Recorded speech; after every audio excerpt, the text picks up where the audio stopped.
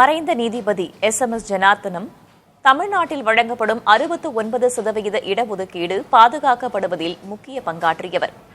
அருந்ததியர்களுக்கு உள் இடஒதுக்கீடு வழங்கப்பட்டதிலும் அவருக்கு பங்குள்ளது. இதுகுறித்து சற்று விரிவாக பார்க்கலாம். 1992 இந்திரா சாஹ்னி வழக்கில் எந்தவொரு மாநிலத்திலும் இடஒதுக்கீட்டின் மொத்த அளவு 50 விழுக்காட்டை தாண்டக்கூடாது என்று உச்சநீதிமன்றம் தீர்ப்பளித்தது. அப்போது தமிழ்நாட்டில் 69% இடஒதுக்கீடு வழங்கப்பட்டு வந்தது.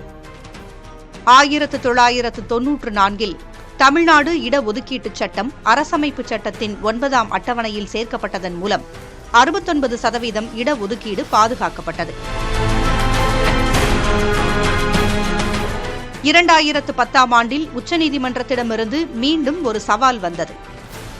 69% இடஒதுக்கீட்டை நியாயப்படுத்த தமிழ்நாடு அரசுக்கு உச்சநீதிமன்றம் ஓராண்டு கால அவகாசம் வழங்கியது.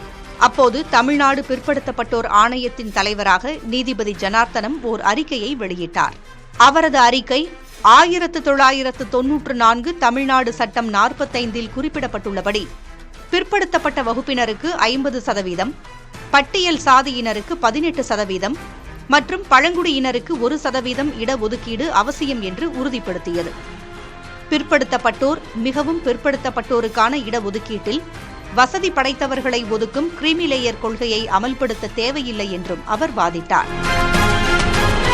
அதேபோல் 2008ஆம் ஆண்டில் பட்டியல் சாதியினருக்கான இடஒதுக்கீட்டில் அருந்ததியர்களுக்கு 3% உள் ஒதுக்கீடு வழங்கப்படுவதிலும் அவர் முக்கிய பங்காற்றினார். அரசு பணிகளில் அருந்ததியர்களின் பிரதிநிதித்துவம் மிக குறைவாக இருப்பதை ஜனார்த்தனத்தின் அறிக்கை உறுதிப்படுத்தியது. 2012 வன்னியர்களுக்கு 10.5% உள் ஒதுக்கீடு வழங்க அவர் அளித்த பரிந்துரை 9 ஆண்டுகளுக்கு பிறகு செயல்படுத்தப்பட்டாலும் 2022 ஏப்ரலில் உச்சநீதிமன்றத்தால் ரத்து செய்யப்பட்டது.